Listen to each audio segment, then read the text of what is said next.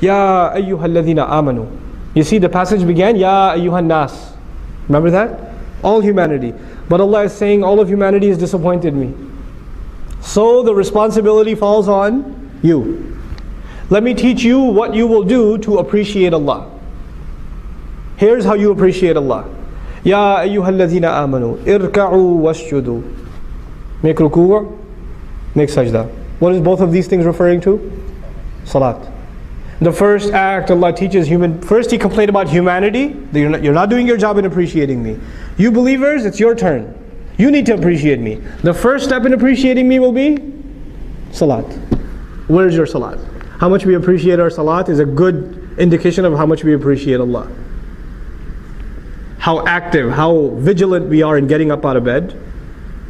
How lazy we feel in making it to the masjid.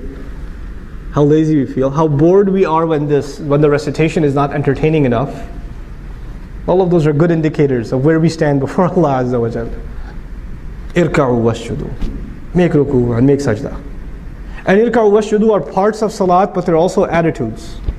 You know, somebody who doesn't know about prayer, doesn't know about the Muslim prayer. A non-Muslim guy walks by and he sees people making salat. He's going to notice these people are standing with their head down, holding their head. They're humble before somebody. Then they put their heads down like this halfway. Wow, they got even more humble. And when they got up, what happened next? Face on the ground, they got really humble. In other words, he's noticing that there's a progression in their humility to Allah, to whoever they're worshipping. They're getting even more and more and more subservient. It seems like they're appreciating their master, and they appreciated him more, and they appreciated him even more. The progression of salat itself teaches us that we're supposed to evolve, grow in our humility to Allah. That's a really important point, especially if it has to do with Islamic work. You know what happens with people when they get involved with Islamic work? I'm no exception. All of us can be victim to this. The more tenured, the more experienced you get in Islamic work, the more full of yourself you get. I know what this stuff is. You're a rookie. You're a newbie. I've been a board member at the masjid for 20 years. What do these guys know? You know? I ran the MSA 2 semesters in a row.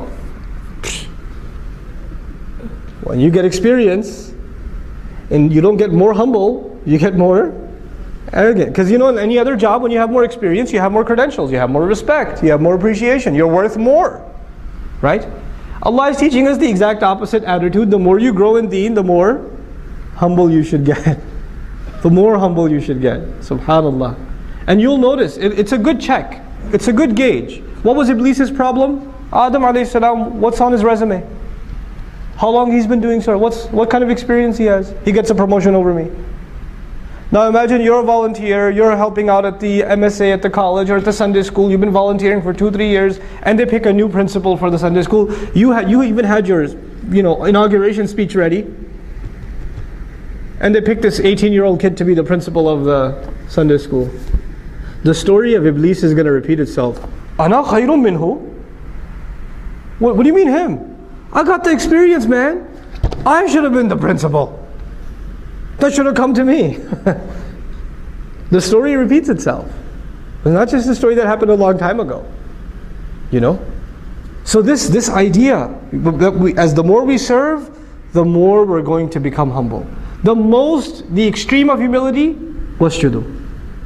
Then from there, because these two things still in the end, in essence, refer to salat. They refer to salat.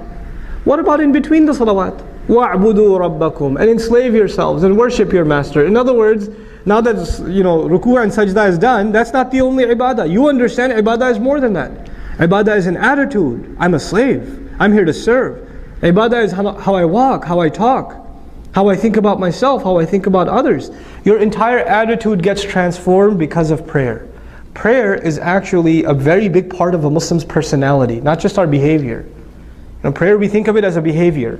But prayer actually, the daily salawat, they're supposed to have a really direct effect on how we think. Our attitudes, our thought process, our mentality. Between Dhuhr and Asr, my thoughts are going to be impacted by the Dhuhr prayer. Between Asr and Maghrib, my thoughts, my priorities are going to be impacted by the Asr prayer. It's the way a Muslim carries himself as a abd that's shaped. That's what the salawat do. You know how pillars hold a building together? The salawat hold our day together. They hold our day together. In between, the between hours are dictated by what quality of salat we have. Now if the salat itself becomes empty, if the salat becomes just cardiovascular exercise, it just becomes a review session for Surah Al-Ikhlas and Surah Al-Kawthar, because you don't have time for anything more.